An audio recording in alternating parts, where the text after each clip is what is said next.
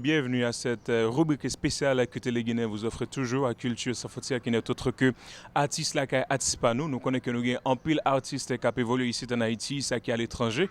Donc, pile qui a un gros nom, tout comme il y en a qui pas un gros nom, nous-mêmes nous toujours mettez micro nous disponibles, mettez caméra nous disponibles pour nous accueillir tout artiste sur podium nous. C'est pour ça que je veux dire, nous chercher nous porter pour un styliste qui a évolué en Belgique et nous pourrons le faire connaître avec lui, nous pourrons parler avec lui. C'est avec beaucoup de plaisir que Danny, nous vous recevons ici à Téléguinée. Donc c'est sûr que nous sommes très heureux de pouvoir faire ta connaissance. Comment est-ce que tu vas? Je vais très bien, merci. Ok. Et d'habitude, lorsque nous recevons les invités, nous prenons toujours quelques minutes pour permettre à la personne de se présenter au grand public. Toi-même, tu ne vis pas en Haïti, tu vis en Belgique. Parlez-nous un peu de toi. Qui es-tu exactement? Je suis Danide, j'ai frère Cormeau. Je vis en Belgique depuis beaucoup d'années. Voilà, je suis styliste. Je viens de créer ma collection de vêtements qui s'appelle Baidi. J'ai travaillé dans des maisons de couture avant, à Paris. Donc voilà, j'ai eu une formation artistique de peintre.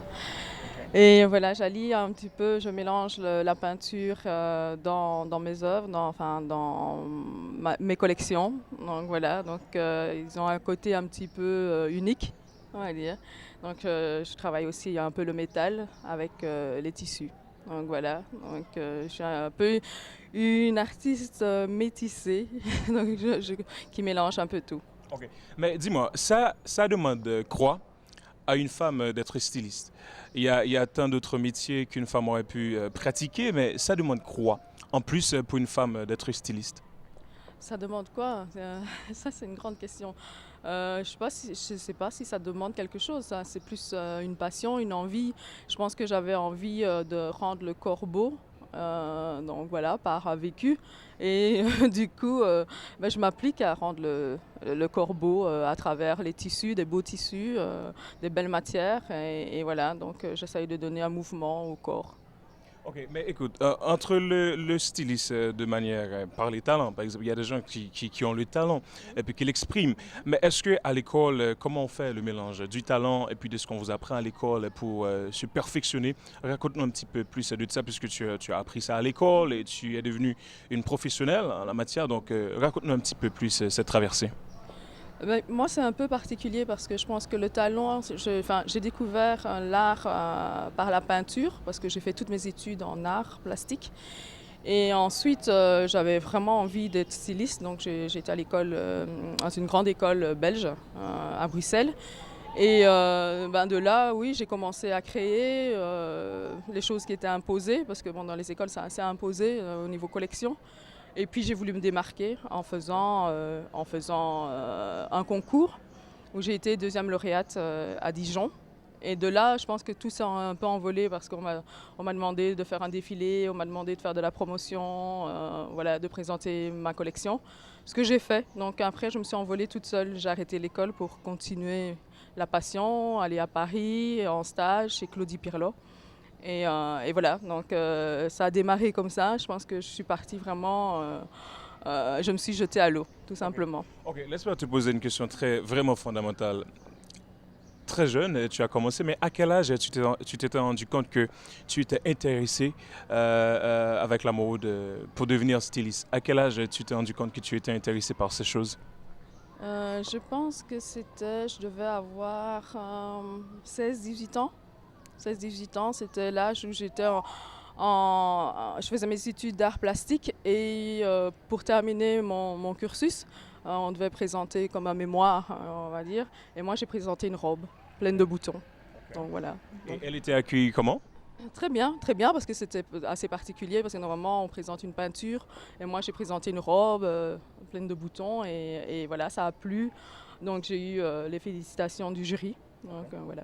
Ok. Écoute, je vais te poser, je pourrais dire, l'une des meilleures questions de cette interview. Tu es haïtienne, n'est-ce pas? Même si tu n'as pas vécu longtemps ici en Haïti, c'est sûr que tu connais un peu, tu connais un peu le pays. Est-ce que par hasard, tu n'apportes pas la culture haïtienne de tes créations en Belgique? Bien sûr, j'apporte mes créations et j'en suis fière d'ailleurs. Enfin, j'apporte ma culture haïtienne parce que j'ai quand même vécu 8 ans en Haïti toute ma petite enfance qui est très importante pour moi. Et bien sûr que dans mes créations, il y a ce mix, cette mixité avec Haïti. Et justement, c'est ça que je veux faire découvrir ici à Haïti, c'est ce mélange entre la culture occidentale et Haïti. OK. Ici, en Haïti, il y a je dirais, un grand spectacle qui se fait toujours chaque année ici en Haïti, c'est Haïti Fashion Week. Je ne sais pas, est-ce que tu as déjà entendu parler de ce grand spectacle? Bien sûr, j'ai entendu parler et je participe. Est-ce que tu as déjà participé ou tu comptes participer dans les prochaines éditions? Oui, oui, je compte participer. C'est vraiment un souhait. C'est vraiment important pour moi d'y participer, d'être là et de montrer ma collection. OK. Écoute, Danune, est-ce que tu vis avec ce que tu fais? Est-ce que ça rapporte beaucoup à une personne qui évolue dans le mode au Belgique? Dis-moi donc, est-ce que ça te rapporte, est-ce que tu vis avec ça, puisque si c'est ton métier, c'est sûr que c'est ce qui te nourrit. Mais dis-moi donc, est-ce que tu vis normalement avec ça? Est-ce que parallèlement, il n'y a pas d'autres métiers que tu pratiques pour te permettre de survivre? Si, si, c'est difficile. La mode est un milieu quand même assez dur où c'est pas facile de réussir. En plus que moi, je suis indépendante, je travaille toute seule. Enfin, je fabrique, je fais fabriquer, donc je dois organiser, je dois préparer, je dois travailler avec les ateliers. Donc je leur donne le travail, je vérifie le travail. Mais en même temps, à côté de ça, oui, je dois vivre et donc j'ai un autre travail qui est dans une école, qui est secrétaire. Et voilà, donc mais le but c'est de faire ça quand même à temps plein, tout le temps, tout le temps, tout le temps, tout le temps. Mais je vais dire que c'est quand même 10-15 heures par jour de travail entre la communication, entre la création, parce qu'il faut créer tout le temps des nouvelles collections, de nouveaux modèles, et vérifier tout ce qui se passe. OK. OK. Danny, une autre question très intéressante. Moi-même, je sais, vous ne le savez pas, et je vais certainement vous l'apprendre. Tu es aussi danseuse et aussi femme de théâtre. Raconte-nous un petit peu cette vie. Comment tu fais le mélange de toute cette qualité que tu as chez toi? Tu es danseuse. Bon, je ne sais pas, est-ce que dans les différents spectacles auxquels tu as participé, au Belgique surtout en ce qui a trait avec les défilés, est-ce que tu danses aussi? Est-ce que tu présentes d'autres choses? Mais dis-nous donc comment tu fais le mariage de toutes ces qualités que tu as. Non, c'est vrai que c'est bon. On va dire que c'est à mes heures. C'est un peu plus difficile maintenant parce que, comme je dis, je travaille beaucoup pour ma collection. Donc, c'est vraiment ça ma priorité. En tant que comédienne de théâtre, voilà, j'étais dans une troupe de théâtre universitaire qui voyageait quand même pas mal. On faisait des créations de spectacles. Et c'est assez intéressant où on proposait ça dans des pays différents comme la Tunisie. Donc c'était vraiment une ouverture au monde par rapport à la Belgique. Donc on aurait pu venir à Haïti présenter un spectacle. Donc voilà. Et la danse, ben, c'est quelque chose qui est important pour moi parce que ça me permet de respirer, ça me permet d'être plus en paix avec moi-même, avec mon corps. OK. Mais tu danses quel type de danse? Est-ce que expliquez-nous un peu. C'est du modern jazz. Modern jazz, voilà. Donc c'est du classique avec un mélange de jazz. OK. Et maintenant, dis-nous donc, comment se porte le monde de la mode à Belgique? Est-ce que tu as des gens qui t'inspirent? Et toi-même, dis-nous, d'où vient ton inspiration? Il y a des gens qui se donnent à inspirer à travers la nature, les esprits, d'autres aspects, plusieurs aspects qu'on aurait pu utiliser pour créer. Mais dis-nous donc, toi-même, d'où vient ton inspiration et tu es inspiré par qui? Est-ce qu'il y a des gens que tu as comme modèle dans ce domaine? Oui, bien sûr, il y a des gens que j'ai comme modèle. Ben, j'ai un modèle, je me suis rendu compte que j'étais très très proche de Balenciaga. Donc qui revisitait des modèles. Donc il a commencé comme ça à reprendre des grands modèles comme Dior et de les retravailler. Et bien sûr que j'ai cet esprit-là de reprendre un modèle, de le retravailler, de le remettre à mes mensurations quelque part parce que bon, je suis haïtienne, je suis africaine, donc on a un corps qui n'est pas européen. Donc voilà, je travaille par rapport à mon corps et aux femmes qui me ressemblent. Donc voilà, Balenciaga m'inspire beaucoup. Maintenant, il y en a d'autres, hein, Martin Margiela, la maison Martin Margiela. J'ai travaillé dans cette maison et c'est un apprentissage énorme. Voilà, c'est une maison qui m'a apporté beaucoup, beaucoup. Et je pense que dans la conception du design, il y a du Martin Margiela, bien sûr. Ok. Et tout à l'heure, je te posais une question et un rapport avec la culture haïtienne que je t'avais demandé, est-ce que tu as essayé de vendre ça à travers ta création? Mais il y a aussi une chose, tu évolues en Europe et c'est sûr que tu as sans doute l'influence européenne dans ta création, dans ta perception de voir les choses. Mais dis-nous donc comment fais-tu pour présenter la culture haïtienne sur plusieurs aspects dans tes créations? Je crois que cette question, elle est fondamentale quelque part. Maintenant, comment je présente?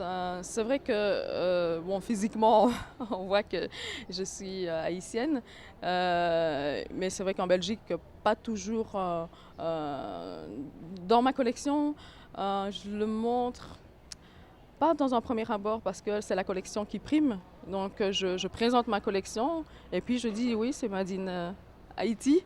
Je suis haïtienne et voilà. Mais je pense que ça se voit qu'il y a un mélange et les gens le comprennent très très vite. Et après me demandent, c'est eux qui viennent vers moi qui me demandent, mais oui, mais c'est mélangé, c'est haïtien, c'est exotique, c'est génial. Donc les gens apprécient beaucoup. Parmi les stylistes haïtiens, est-ce que tu connais beaucoup?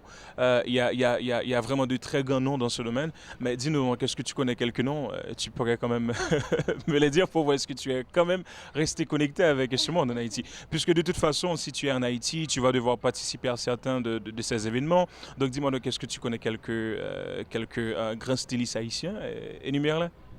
Alors, je connais déjà Giacometti, qui fait pour hommes et qui fait des trucs extraordinaires.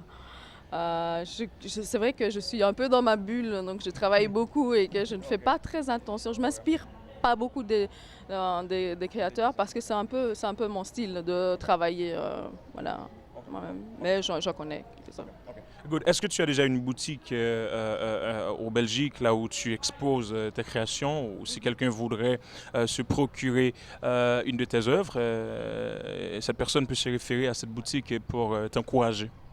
Oui, il y a une boutique en Belgique qui s'appelle Rue des Sœurs, hein, qui est à Ewaï. Donc, c'est une boutique qui est un peu un concept store, donc justement qui met en avant les créateurs belges. Dont moi. Donc voilà, donc on peut me retrouver là et c'est vrai qu'elle présente à chaque fois la nouvelle collection, les choses qui sont un peu plus uniques aussi. Donc voilà, c'est une boutique qui est géniale pour nous les créateurs. Est-ce que tu as aussi l'ambition de venir ouvrir une boutique ici en Haïti pour vendre tes œuvres? Bien sûr, c'est prévu pour décembre. Donc oui, oui, bien sûr. Écoute, lorsque tu as dit que c'est prévu pour décembre, est-ce que l'ouverture se fera en décembre ou est-ce que tu comptes commencer vraiment à monter le projet en décembre? Je compte à monter le projet en décembre. Donc, bon, j'espère aussi l'ouvrir aussi en décembre. Mais bon, voilà, il faut dire aussi, j'ai beaucoup de travail en Belgique, donc je dois allier les deux. Donc, voilà. Mais... Et tu sais, il y a le monde cybernétique aujourd'hui. Il y a des gens qui font des achats sur le net. Est-ce que par hasard, il y a pas un site internet, on pourrait certainement aller pour voir tes produits et pour voir ce que tu as déjà créé? Si oui, donc dis-nous comment on pourrait quand même, qu'est-ce qu'on peut faire pour garder contact avec toi sur les réseaux sociaux? Oui, j'ai un site internet qui est www.mode-bar, enfin, by, donc by c'est by-d.com. Donc là, la boutique en ligne va suivre. Donc voilà, il faut vraiment aller sur le site internet et vous aurez toutes les informations sur ça. Sinon, Haïti, c'est Guillaume TV qui me représente. Donc voilà, on peut le joindre par téléphone. Donc au 36 59 44 44 ou alors au 44 31 63 79. Okay. Voilà. Okay. Il y a beaucoup de jeunes ici en Haïti qui souhaitent certainement évoluer dans ce monde. ben, ils sont parfois découragés par rapport à la situation du pays. Tu sais, ici en Haïti, les choses ne sont pas trop faciles pour ces jeunes. Mais est-ce que tu as un message de motivation que tu voudrais certainement lancer à l'endroit de ces jeunes? Puisque franchement, il y en a qui te regardent là à présent, qui vont se dire, bah, écoute, j'aurais vraiment aimé être comme Danid, mais ils ne savent vraiment pas ce que tu as enduré, les sacrifices que tu as pu faire. Mais dis-nous donc, est-ce que tu as un message spécial à l'endroit de ces jeunes qui te regardent là maintenant? Oui, oui, j'ai un message en disant, bah, déjà, tout est possible, hein, donc quand on veut, on peut le faire. Donc moi, j'ai pu le faire, j'ai voulu, hein, voilà, c'est beaucoup de volonté. Et puis, il faut se dire aussi que moi, j'ai dans mes projets de créer des ateliers textiles ici en Haïti pour les jeunes, justement les jeunes filles qui n'ont pas de spécialisation, donc de les former dans le textile et dans l'artisanat. Donc ça, c'est vraiment un vrai projet. Donc toutes les filles qui ont envie de faire ce métier-là, ben oui, ben je les attends parce que j'ai besoin d'elles, j'ai besoin qu'elles aient envie et qu'elles aient envie d'apprendre ce métier et qu'on travaille ensemble. Ok. Mais dis-nous donc, est-ce qu'il n'y a pas je veux dire, une exposition prévue pour Haïti pour exposer tes œuvres? Je crois que ce serait très bien et c'est vraiment une excellente idée. Est-ce que déjà tu n'avais pas pensé à une exposition ici en Haïti au cours de ton passage ici? Au cours de mon passage, non, mais ce serait vraiment génial. J'attends les propositions. Je suis ouverte à toute proposition. Donc voilà, j'ai des habits sur place pour faire vraiment. Ah, je pensais que tu étais venue toute seule, sans les habits, vraiment, mais tu nous as apporté aussi des habits. Voilà. Et laisse-moi te dire, où sont-ils? Sont à la maison. Je pourrais quand même aller acheter. Mais Ah, bon, je ne sais pas. je porte déjà Alors, ce ça, il que- faut dire que c'est de toi, hein? C'est l'une de tes créations. Voilà, c'est une de mes créations. Donc voilà. Maintenant, oui, on peut les voir. On peut les voir. Je peux faire un défilé. Il n'y a pas de problème. Ok, good.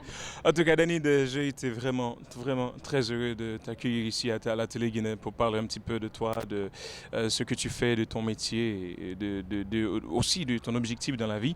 Alors, j'espère qu'en Haïti, prochainement, on aura l'occasion d'avoir une boutique portant ton nom et certainement on pourrait se référer si on voudrait t'encourager et acheter tes produits. Un dernier mot pour tous les téléspectateurs de la Télé Guinée qui te regardent ici un peu partout à travers le pays, puisque lorsqu'on dit Télé Guinée aujourd'hui, c'est toute la République qui a la chance de te regarder, même le monde entier, grâce au www.rtghaiti.com. Mais mon dernier mot, ce sera de remercier l'équipe de Guillaume TV de m'avoir permis d'être ici, et d'être à côté de vous et de pouvoir présenter ce que je fais et vraiment motiver les gens à me connaître et voilà, et à développer tous ces projets pour Haïti. Ok. En tout cas, je te souhaite vraiment bonne chance et succès dans certainement tes rêves. Et me connais des pour un rêve, c'est sûr que tu toujours une chance pour réaliser les.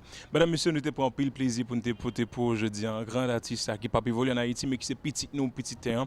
Et nous sommes très contents pour nous faire connaître avec lui. Et au même qui a l'opportunité d'aller sur le site internet pour capable de faire connaître avec produit lui, fait ça. Au même dans le numéro de téléphone que le balantou, qui a moyen ou qui possibilité pour capable rentrer en contact avec lui pour supporter lui d'une façon ou d'une autre. On fait ça puisque à chaque support que nous avons avec un artiste haïtien, c'est sûr que c'est en pilote nous aider puisque lui-même tout le balai pour lui les bras avec d'autres artistes pour être capable d'aller plus loin.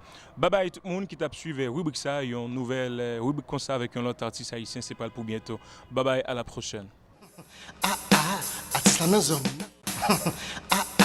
Artiste la nan zon.